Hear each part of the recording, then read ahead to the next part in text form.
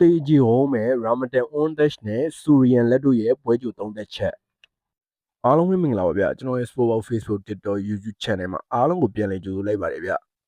ဒီပွဲကပေးသက်တွေအတွက်တကယ်ကြည့်လို့ကောင်းမဲ့ပွဲလို့ကျွန်တော်မြင်တယ်ရာမတန်အွန်ဒက်ရှ်ကဘလိုဖိုက်တာလဲဆိုတော့သူကလက်တီကွန်ဘိုင်နေရှင်းကိုလင်းလင်းမြမြနဲ့ Drazet တိုက်စစ်ထိုးတဲ့ဖိုက်တာဗျာဆူရီယန်လက်ကြတော့အဲ့လိုမဟုတ်ဘူးအထားတော့နည်းနည်းနှေးတယ်ဒါပေမဲ့တောက်လျှောက်ဝုန်းနေတဲ့ဖိုက်တာဗျာ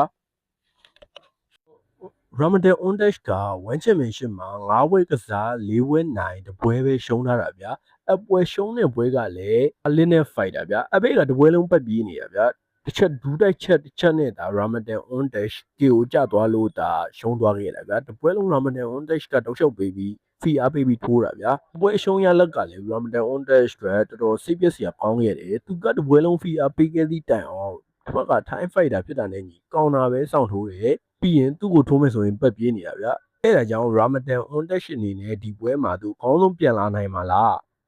တစ်ဖက်မှာကလည်းဆူရီယန်လက်ကသူက1ချန်ပီယံရှစ်မှာ18ပွဲထိုးထားတယ်17ပွဲနိုင်နဲ့6ပွဲပဲရှုံးထားတာဗျပြီးတော့နိုင်ပွဲ2ပွဲကတောက်လျှောက်ဆက်နေတယ်ပြီးတော့နိုင်တဲ့ပွဲတွေကလည်းကမ်ဘတ်တွေလာတာဗျသူ့ကို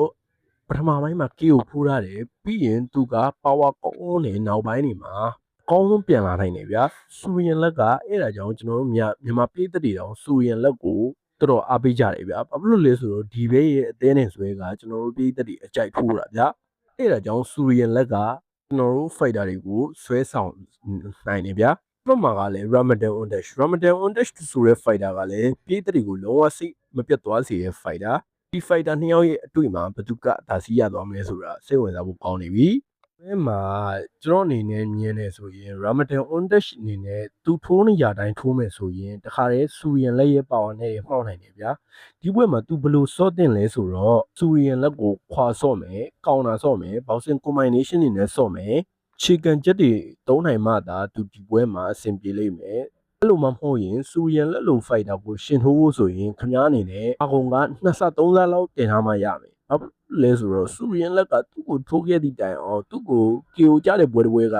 မရှိသလောက်ပဲဗျာသူရှုံးရင်တော့ decision နဲ့ရှုံးတာအဲ့လို fighter ဗျာဆူရီယန်လက်လို fighter ကိုအမှောက်သိပ်ဖို့ဆိုတာကတော့ဘယ်လိုမှမဖြစ်နိုင်ဘူးဗျာဆူရီယန်လက်ကဒါရာမဒန်အွန်ဒက်ရှ်ကိုအမှောက်သိပ်ရင်သိသွားလိမ့်မယ်အဲ့ဒါကြောင့်ရာမဒန်အွန်ဒက်ရှ်အနေနဲ့ဒီပွဲမှာအတက်နိုင်ဆုံးဂျစ်ဆန်တကူကနေအပက်ရှီထိုးတာကသူ့အတွက်ပိုပြီးအဆင်ပြေစေတယ်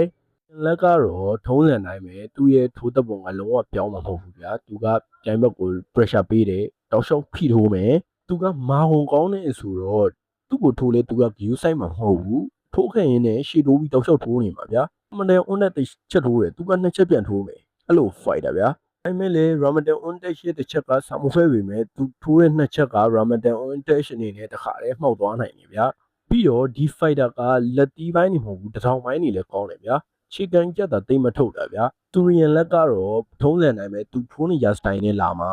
ဆူရီယန်လက်ကပွဲတိုင်းကိုတက်လုံကောင်းကောင်းနဲ့ထိုးလာတဲ့ fighter ဗျာအဲ့ဒါကြောင့်သူ့အတွက်ကနောက်ဆုံးချိန်ကြီးစပွဲမှာမဟုတ်ဘူးဆိုအင်ဒီယာကရာမဒန်အွန်ဒက်ရှ်အနေနဲ့3ချီပြေးတဲ့နောက်ပိုင်းမှာတက်လုံကောင်းကောင်းပါလာနိုင်ပါမလားဆူရီယန်လက်ရဲ့လက်သီးတွေကြားထဲမှာသူအဆင်ပြေပါမလားဒီပွဲကပြောနေနေတော့ရင်ခုန်ဖို့ကောင်းနေပြီဗျာကျွန်တော်ပြည်သက်တွေလည်းဒီပွဲကလုံးဝဖြစ်မနေစောင့်ကိုကြည့်တဲ့ပွဲဗျာရှိတာကရာမဒန်အွန်ဒက်ရှ်နိုင်မယ်ဆိုရင်ဘယ်လိုနိုင်မလဲဆိုတော့ဆူရီယန်လက်ရဲ့ဝင်တဲ့အချိန်မှာဆူရီယန်လက်ကိုဘောက်စစ်ကွန်ဘိုင်နေရှင်းနေနဲ့ကော်နာပန့်ချ်တွေတောက်လျှောက်ထိုးမယ်ဆူရီယန်လက်ကိုလဲကျအောင်ထိုးမှသာသူနိုင်မှာဗျာဆူရီယန်လက်ကခုချိန်ကြီးရှုံးပွဲဆို KO နဲ့မရှုံးခဲ့သေးတဲ့ fighter ကို on dash အနေနဲ့ KO ကြောက်အောင်ထိုးနိုင်မှသာနိုင်ပါဗျာမနဲ့ဆိုရင်တော့တစ်ဖက်က time fighter ဆိုတော့ဘလို့မှလွယ်မှာမဟုတ်ဘူးကျွန်တော်ပြောတဲ့အကြောင်းအရာလေးကိုကျွန်တော်ပြည်သက်တွေအားလုံးကြိုက်တက်လိမ့်မယ်လို့ကျွန်တော်ထင်ပါတယ်ဗျကျွန်တော်ရဲ့ channel ကို like and subscribe လုပ်ခဲ့ပေးကြပါဦးဗျအားလုံးကိုကျေးဇူးတင်ပါတယ်ဗျ